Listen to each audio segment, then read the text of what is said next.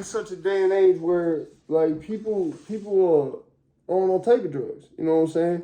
And we've reached a point where it's so much part of the pop culture. You know, and I mean, people are going to use drugs either way. That's the way I look at it. It's the same way I look at guns. You know what I'm saying? Like, if the guns wasn't here, there's going to be some more fucked up shit that's going to hurt even worse to kill your ass. Like, if you had to get killed either way, you had to. There's no way of around this. I would want to get shot in the head and have it just go in and out. That's just me. You know, not even feel the shit. That's just me. You know, I wouldn't want to get hacked to death with a table saw. You feel what I'm saying? Why would you do that? I'm saying there's always going to be sick people in society, and if you had to die, you feel what I'm saying? Like, you know, Bob's a brother died in a fire. Yeah, that's one of the worst ways to go out. His whole family. He got his firstborn daughter out. Yeah, I met her as an infant. Yeah, beautiful child.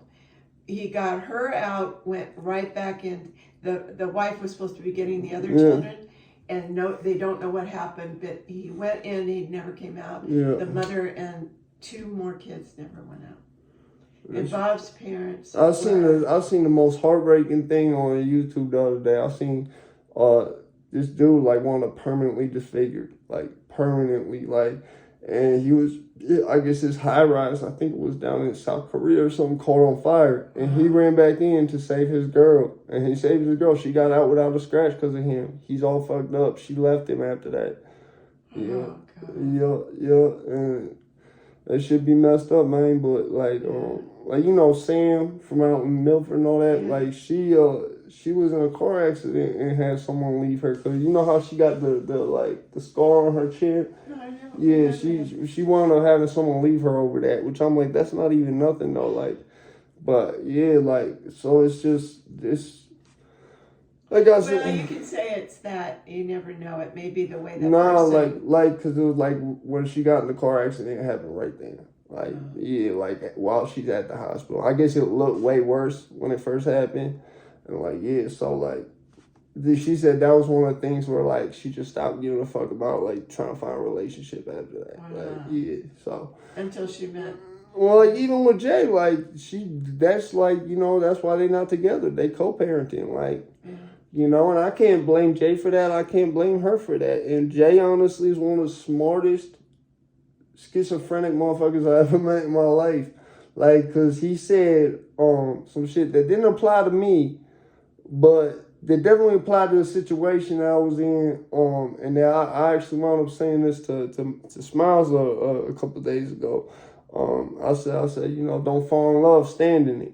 But so I told him that shit. But yeah, no, like Sam doing good though, you know what I'm saying. But I think it really fucked her up, and I think it's not a good thing. I tell Casey this all the time. I don't think it's a good thing when you in your mind is like, well, I'm going to just raise this kid as my own. I don't need no man. Like, I don't think that's a good mindset. You know what I'm saying? Like, I don't think that's helpful.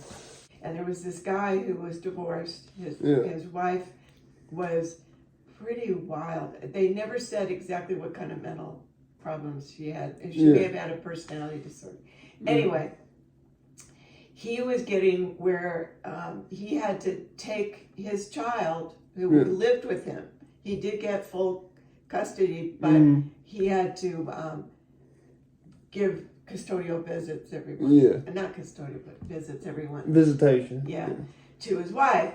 So he was starting to notice that sometimes she didn't have enough food. Yeah. Sometimes she would leave him alone, you know. And yeah, so he started noticing basically she was getting high.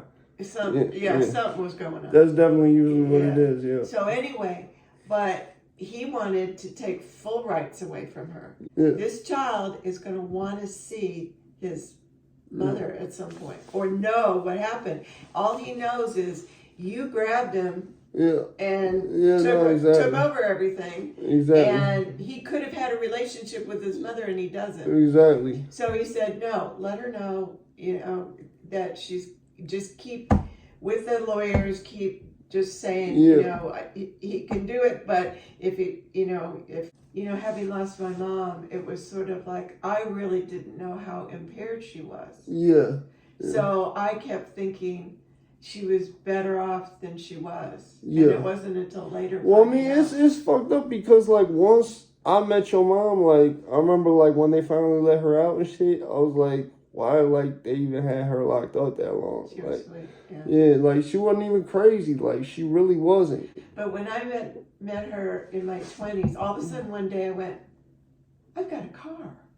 You know, and I was like, I could go see her. Yeah. You know, it took me a while because I had been separated from her for so long. And I said, I'm going to go see her. Yeah. So I asked my aunt where she was. I went to see her. And she was in a family home. Yeah, sort of like the same shit. Yeah, the halfway house type thing. Yeah. And I was sitting with her and she said, did you bring me candy? You know, and I went, God, she's like a little kid, you know. Nah, that's like what the Thorazine and shit do, though. That's what that do. Like, I feel like a lot of them drugs, especially in those days, had a lot of residuals. Cause when I met her, it was like she was normal, but I could tell even at like being like 7 years old, like I was like, she's like, it took a long time for her to get to this. From like, you know, like I could tell there was something residual there even at that age before knowing what that was. Well, right. Yeah, no, she definitely seemed with it. She like, it was like crazy to me because she even died with it. She never went out her shit. Like, I'm saying, like, up until the last time I seen her, which, I mean, the last time I seen her, she was under. They had her in a medically induced coma or whatever. So, like, I just basically said goodbye or whatever. Like, she wasn't responsive. She wasn't responsive when I seen her. But, like, leading up to that point, like, she was, like, more with it than Grady was. Yeah. Like, and that was what was crazy to me. Was I was like, this was someone who was, like, locked up in a mental institution for crazy years. Like, you know. Had shock therapy. Yeah. And people, that's, like, another thing I get defensive about, like, the borders. Like, when people want to talk about locking people up in mental institutions forever, it's like, listen, but last time we allowed that to happen, you had all type of shit go on that, like, really shouldn't have gone on.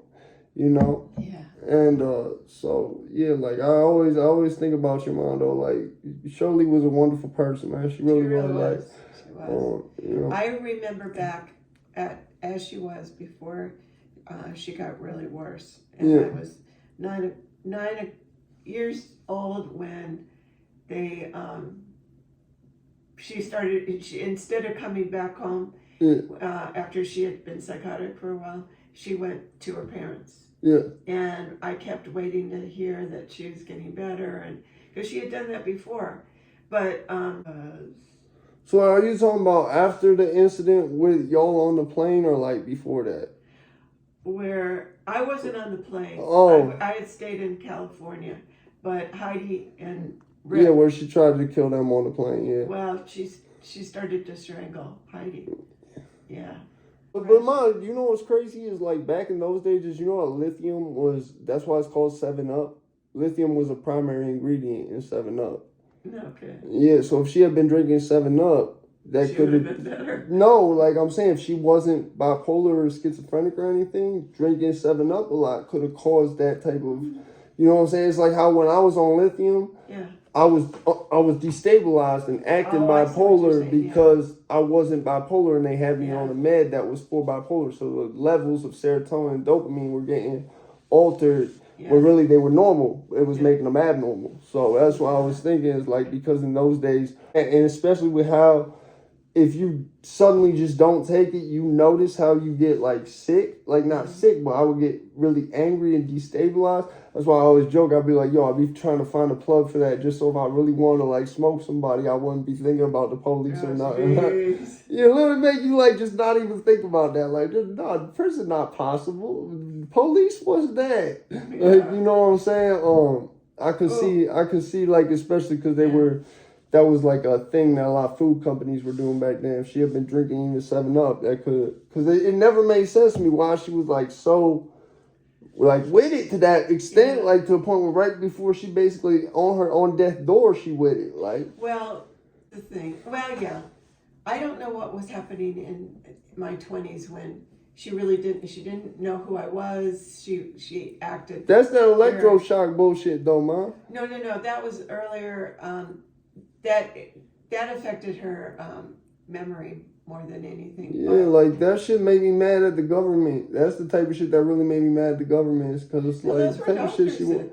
Yeah, but mine is because of the government. The government allowed them to lock them up for life like that. Like, come on now. Like that's it's all Don't that they type of do- shit that pissed me off with the government. I think she was bipolar, and I think that it was the type that when you have postpartum depression, she would spiral down. Yeah. And I don't think she was schizophrenic, but I think she exhibited those symptoms I don't from think she was postpartum. schizophrenic. I think I know they're starting to look at it. It's this whole own thing. Yeah. So the fact, though, that this was the 60s, that anybody who was... MK Ultra, all that. Well, what they had found was lithium helped people who were bipolar. Mm-hmm. Okay?